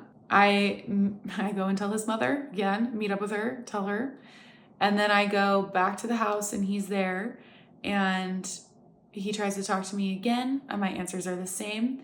And then he starts mocking me like a child. Mm-hmm. Like, tell me you like lemonade. I really like lemonade. I really like lemonade. Oh my God, please stop doing that. That's what oh my God, please stop doing that. That's what he was doing to me. Because he stopped getting his way with me. Manic, like he last grasp. He was out of control. Not making sense. Yeah. He didn't have any, he was losing control and he didn't know what to do. Right. So he just resorted to childlike behavior. Yeah. We are psychologists. Mm-hmm. At this point, we practically... Basically, I feel as though I am. I do my one petty thing that I did this whole time. Since he was mocking me, I went upstairs. I started grabbing all his clothes out of the closet and throwing them over the railing at him. And it felt so damn good. And he comes upstairs to stop me. And so I stop. I almost got all of them too, which was perfect for when I kicked him out the next day. They were already ready for him downstairs. And he stops me. I go and sit on the bed and he goes, come downstairs and help me clean this up. And I say, no, help me clean up my life. Mm-hmm. And he goes, seriously, you're not going to come downstairs and clean this up? No, clean up my life. Mm-hmm. And we went back and forth over and over and over again. And he goes downstairs and cleans it up himself and piles them up on the kitchen table. I got to post, when we release this episode, I got to post like a carousel of these, just the images that I have on my phone from this time. Like I have a picture of his shirts piled up on the kitchen table after I threw them down. Out of context pics from this episode. Yeah. I have the bathtub picture. Like I have the snake that comes into play. Like I have the screenshots of the narcissism, the screenshots of his texts, the lies and stuff to me. We're going to post a carousel so you can see the receipts, because have to have the receipts. Mm-hmm. So I then at that point, I'm like, I need to get out of here. And so I start packing a bag. He hears me packing. He comes upstairs and he goes, what are you doing? And I say, I'm going to go stay the night at my parents' house. He starts crying and goes, I'm really feeling like, really vulnerable and like you're triggering me right now because you're leaving and I feel like you're abandoning me and blah, blah, blah, blah. And I'm like, okay, I won't stay the night there, but I am going to go because I need space. I'm going to go just be there for a few hours. Yeah. So I leave and I show up at my parents' house. And meanwhile, like our last interaction was not that great that day because they're telling me I can't marry him. I walk in the door and I say, I just need to sit here for a while. And so they had the Angels baseball game on and I just sat. I didn't even watch it. I just sat on the couch and just stared at the wall for like 2 or 3 hours, just thinking. And then I go home and this is the first night that we sleep in separate beds. He slept in the guest room. And I wake up the next morning from a bad dream really early about him cheating on me, because that was a pretty regular occurrence almost every night. Mm-hmm. And he leaves for work and he's sending me passive aggressive texts like, so we need to cancel the caterer then and blah, blah, blah. And I'm like, yes. And in that moment, I start changing his name in my phone, which is interesting because that's what I did with my most recent ex too. I guess that's the thing that my brain does when I'm like gearing up for it. I change his name in my phone. I remove his contact picture. I remove him from my favorites. Like I started kind of like making arrangements, almost like practical, like virtual arrangements. And I go and I walk my dog. And on that walk, I prayed God, show me what to do now. And I walked back inside my house and I just heard, open up your journal from 5 years ago. And it's now June 29th. And I open up my journal from 5 years prior.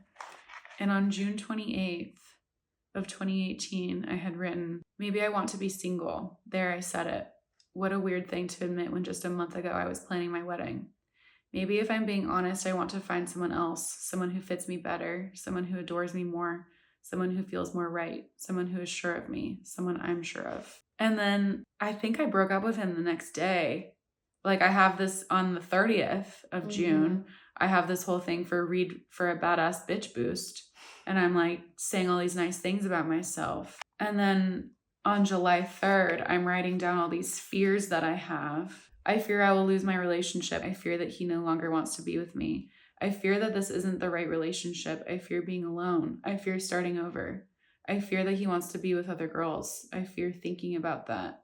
I fear that he will move on. I fear that I will be more hurt than he is. I fear him having sex with another girl. I fear living alone. I fear that I am staying with him out of fear. I fear a tumultuous and surface relationship between him and my family. I fear that we'll never be truly in love like I want to be. I fear that I can't trust him.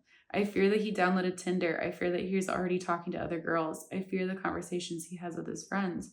I fear they'll put ideas into his head. I fear he doesn't really want this anymore.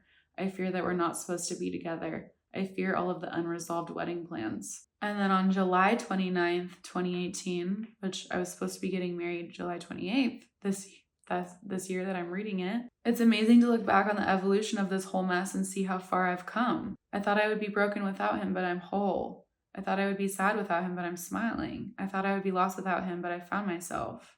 He's the one struggling and broken. He's realizing what he had and threw away. He's realizing all of the wonderful things I gave him. He's realizing what life looks like without me, and he's panicking. He took me for granted. He thought he could jerk me around, take advantage of my weakness, love and treat me right when it was convenient for him. He thought I would wait for him. He was wrong. I've remembered my worth, and I never want to forget it again. I deserve someone who will fight for me. I deserve someone who will be honest with me. I deserve someone who will be faithful to me. I deserve someone who will uplift me and speak deep love into me. I deserve someone I can trust. I deserve someone who craves relationships with my family, friends, and God. I deserve someone who confronts their emotions and deals with them in a healthy way. I deserve someone who does not have an unhealthy addiction to sex and a skewed perspective about sex. I deserve someone positive and who looks for the best in others, not the worst. I deserve someone who is ambitious and self-motivated. I deserve someone who's kind to others. I deserve someone whose default isn't sarcasm and negativity. Lord, I pray that you work in him now. He has an evil inside him that's controlling his life. Help him to grieve and accept losing me. Help him to recognize and deal with his insecurities and addictions and bad behaviors. Help him to change for the better and be the man you created him to be. You were just literally talking to yourself. 5 years later. Every single one of those things you said was like 100% relevant to your situation at the moment. In 2023. Yeah. 2018 to 2023. Like the exact, like the end of June to the end of like that whole, like almost exactly to the day, like basically to the day. It scared the living shit out of me. Yeah. It scared me so bad and it woke me up. It was like something clicked in me, something snapped. Like I read all of that and I started screaming and crying in my house. I just started screaming, no more. I'm done. I'm not doing this for another 5 years. This is it. I'm leaving him. No more, no more, no more. Mm-hmm. I've had enough. I sent pictures of those pages to you, like immediately. I think it was like 8:45 or something, and I hadn't woken up yet, but I think you sent me voice memos, and then I called you. At that point, your parents were already on their way. Yeah. My dad, it was weird because my parents had only been texting me that week. They weren't calling me. My dad called me in the middle of this spiral, and I answered, and he's like, I just wanted to check and see if you're okay. And I was like, no, I'm not okay. I just read this stuff that I wrote exactly 5 years ago. And it's like, I wrote it right now. Like I have to end this relationship today. And he and my mom were like, do you want us to come to you? And I said, yes. And they got there like 15 minutes later and I was just crumpled in a heap in my office chair upstairs, just heaving. And they just, covered me and I just sobbed for I don't even know how long. And when I finally stopped, I was like, this is it. I'm ending this today. We're packing his stuff. I'm leaving. This is it. And so I immediately called you. I asked if you wanted to go on my honeymoon with me, and you said yes. And my mom and I started packing up the whole house. We packed up everything he had in there and put it in the garage, and I have pictures of that too. And I also started texting the rest of my friends and coming clean about the rest of the affairs that I had found out about, to hold myself accountable, because I was like, I need like every strength I possibly can muster to like actually end this. It was taking everything. And we packed up his stuff. My mom and I went to go get a smoothie, and on the drive back, I slammed on my brakes because the biggest snake I've ever seen in my life in the wild, it was so massive, was crossing the road in front of my car. And I got out and I was watching it just go across the street, and it was this weird spiritual experience of like, just like this evil was about to leave my life. It was wild. I've never seen a snake like that. And so when we got back to the house, I called his mom. I told her, hey, I'm leaving him and I need your help. I don't think he's going to go easy. And so she was on standby. My parents were in their car around the corner, and he came home from work and I ambushed him. And I tried to end it. And for half an hour, he didn't believe me. He was saying like, no, you're not. You're not leaving me. You're not ending this. And I was like, yes, I am. This is it. This is over. I'm not doing this anymore. He was convinced he was still going to go on the honeymoon with me, and which is so funny. And finally, because he wasn't going easy, I was like, your mom's outside. I'm going to go get her. And I went and got his mom outside, brought her inside, and she helped me get him out. And he drove away with some of his stuff. He didn't even get it all. And my parents swung around and picked me up, and I had a bag packed, and I went and stayed with them, and I stopped sharing locations. I like removed him, like everything I possibly could to that point, but I couldn't block him or anything for another couple months because we still owned our house and I had to be in contact with him. But that was the end of my 10.5-year relationship to a monster. It's not the end of the story, because there are a lot of like really, honestly, just like comical, I don't even know how to describe it. The stuff that happens after for the next couple months while I have to stay in contact with him, it was so frustrating at the time. And like I had so much like rage because he wasn't respecting my boundaries, and he was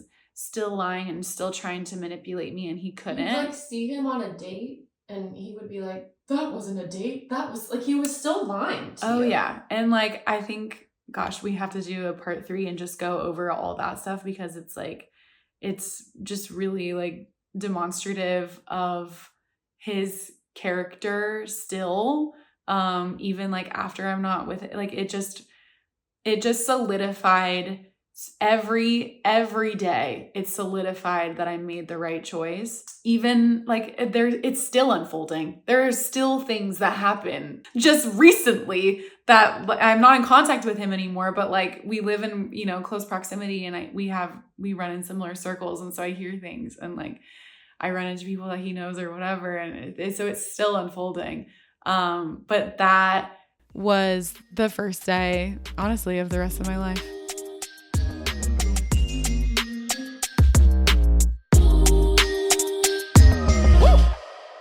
Stay tuned for our next episode, where we will go into a little bit more details of the aftermath and all of the other fun stuff we have planned. Don't forget to rate, review, and subscribe, and follow us on TikTok and Instagram at the.traumedy.show. Bye.